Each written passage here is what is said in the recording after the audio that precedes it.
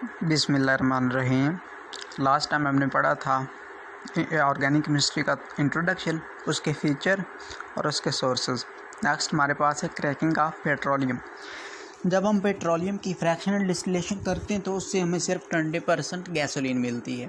Fractional distillation کا مطلب ہے کہ پیٹرولیم کو بوائلنگ پوائنٹس کی بیس پر سیپریٹ کرنا، تو اس کی ڈسٹلیشن سے ہمیں صرف 20% جو ہے وہ گیسولین ملتی ہے، لیکن اس کی ڈیمانڈ بہت زیادہ ہے گیسولین کی، لیکن اس کی پروڈکشن جو ہے وہ بہت کم ہے۔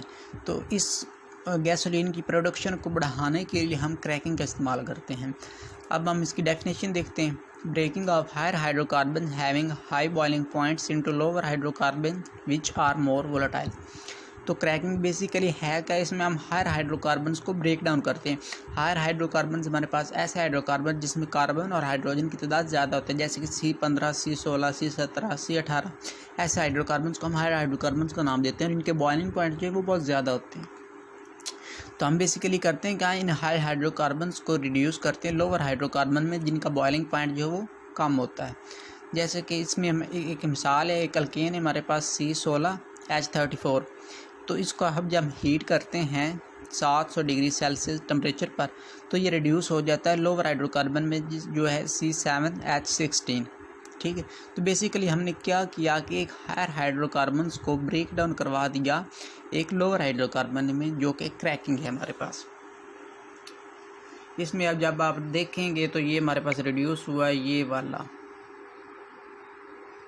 یہ دیکھیں C7 اور H16، یہ ہائر ہائیڈرو کاربن ہے۔ یہ جو گیسولین ہمارے پاس ہے یہ تقریباً C5 سے C13 تک اس کی رینج میں گیسولین آتا ہے، یعنی کاربن کی تعداد 5 سے لے کر 13 تک آتی ہے۔ تو ہم نے بیسیکلی کیا کیا، ہائر ہائیڈرو کاربنز کو گیسولین کی فارم میں لانا ہے ہم نے۔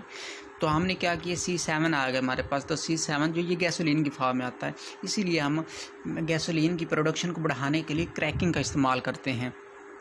اس میں ایک ہمارے پاس ہائیڈرو کاربن بنا لوور، اور 3 مالیکول جو وہ بنے ہمارے پاس ایتھین کے، اور ایک مالیکول ہمارے پاس بنا ہے وہ ہے پروپین کا، یہ جو نیچے والا CH3 single bond CH double bond CH2۔ Next ہمارے پاس ہے ٹائپس آف کریکنگ۔ کریکنگ کی ہمارے پاس بیسیکلی 3 ٹائپس ہوتی ہیں۔ پروسیس سیم ہی ہے، آپ یہ نہ کہیں کہ مطلب یہ تھرمل میں اور کچھ، کام ہم نے ایک ہی کرنا ہے۔ کرنا کیا ہے، کریکنگ کرنی، بس ہائر ہائیڈرو کاربن کو ریڈیوس کرنا ہے لوور ہائیڈرو کاربن۔ جیسے کہ پہلی ٹائپس ہمارے پاس تھرمل کریکنگ۔ ڈیفینیشن دیکھتے ہیں اس کی۔ Breaking down of large molecule by heating at high temperature and pressure is called thermal cracking. دیکھیں کام تو وہی ہوا جو پیچھے ہم نے کریکنگ میں کیا تھا، لیکن ٹائپ سے ہو رہا ہے۔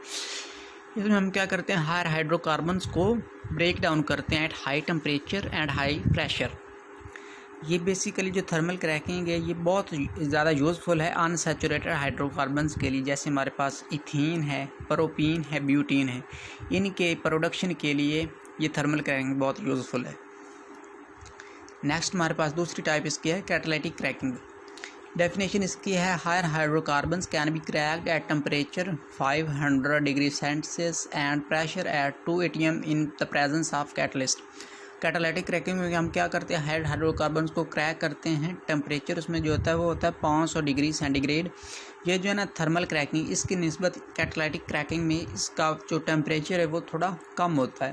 اس میں آپ فرض کر لیں ٹمپریچر ہم نے رکھا تھا 1000، تو اس کی نسبت یہ ٹمپریچر جو وہ کافی کم ہے اور پریشر بھی کم ہے۔ تو کیٹالیٹک کریکنگ میں ہم یہ جو کیٹالیٹک کریکنگ کا پروسیس ہے یہ ان دا پریزنس آف کیٹلسٹ ہوتا ہے۔ اس میں ہم کوئی نہ کوئی کیٹلسٹ یوز کرتے ہیں۔ موسٹ کامنلی کیٹلسٹ جو یوز ہوتے ہیں اس میں وہ ہے سلیکا اینڈ الومینا۔ تیسری اور اس کی آخری ٹائپ ہے اسٹیم کریکنگ کی۔ Higher hydro carbons are in the viper phase are mixed with esteem hated for a short time about 900 degree Celsius and then cold.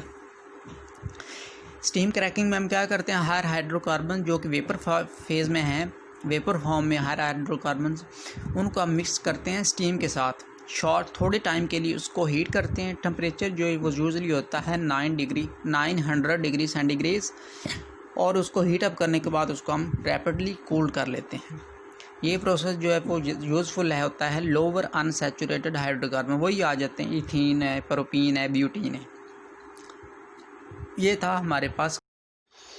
Next ہمارے پاس ریفارمنگ۔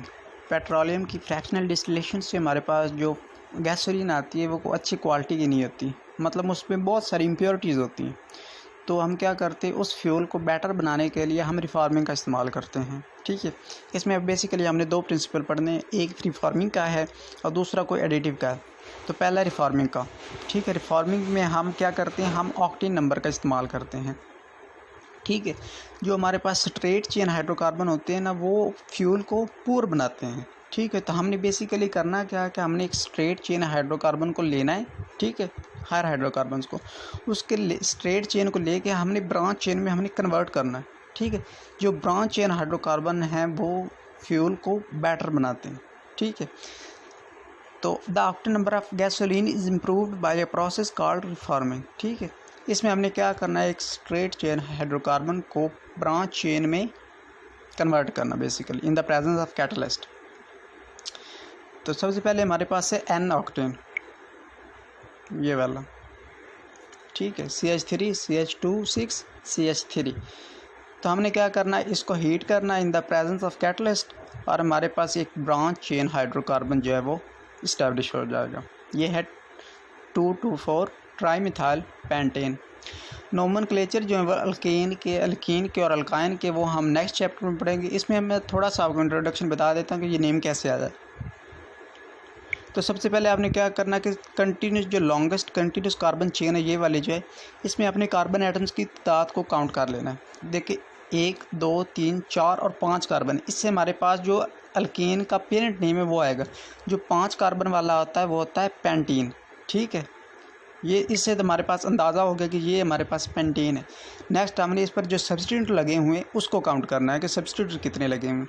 एक तो देखिए ये लगा हुआ है दूसरे कार्बन पर, सेम इसके नीचे एक, और नेक्स्ट जो है वो है चौथे कार्बन पर लगा हुआ। ठीक है, ये वाला, ये इस पर 3 सब्स्टिट्यूट लगे हुए हैं। ठीक है, पहले 2 सब्स्टिट्यूट जी वो दूसरे कार्बन पर लगे हुए हैं और आखिरी जो तीसरा सब्स्टिट्यूट है वो चौथे कार्बन पर लगा हुआ है। 3 सब्स्टिट्यूट मतलब ट्राई बनेगा। तो दूसरे कार्बन पर लगा था 2 2, चौथे पर लगा 4 2 2 4 ट्राईमिथाइल पेंटेन। दूसरा प्रोसेस जो है फ्यूल को बेटर बनाने के लिए वो हमारे पास है, इसमें हम क्या करते हैं, एक एडिटिव इस्तेमाल करते हैं, जैसा कि हमारे पास है टेट्रा इथाइल लेड का। ठीक है, ये वाला टेट्रा इथाइल लेड का फार्मूला C2H5 की 4 और आखिर पे है लेड। ठीक है, इससे हम क्या करते हैं कि गैसोलीन जो फ्यूल है हमारे पास उसको बेटर तो बना सकते हैं, लेकिन इसका एक डिसएडवांटेज भी है। जब हम इसको इंजन में डालेंगे तो इससे हमारे पास जो लेड है वो रिएक्ट कर जाएगा। ठीक है, जिसकी वजह से हमारे पास बहुत सी एयर पोल्यूशन, लंग कैंसर भी हो सकता है। ठीक है, इस तरह से बहुत डिसएडवांटेज भी है इसका, लेकिन इसलिए हम ज़्यादातर बेहतर जो प्रोसेस है वो ऑक्टेन नंबर वाला इस्तेमाल करते हैं। वो आसान भी है और उससे जो फ्यूल की क्वालिटी है वो बेहतर भी हो सकती है, लेकिन उसका कोई डिसएडवांटेज भी नहीं है। तो ये था मेरा आज का टॉपिक, क्रैकिंग एंड रिफॉर्मिंग।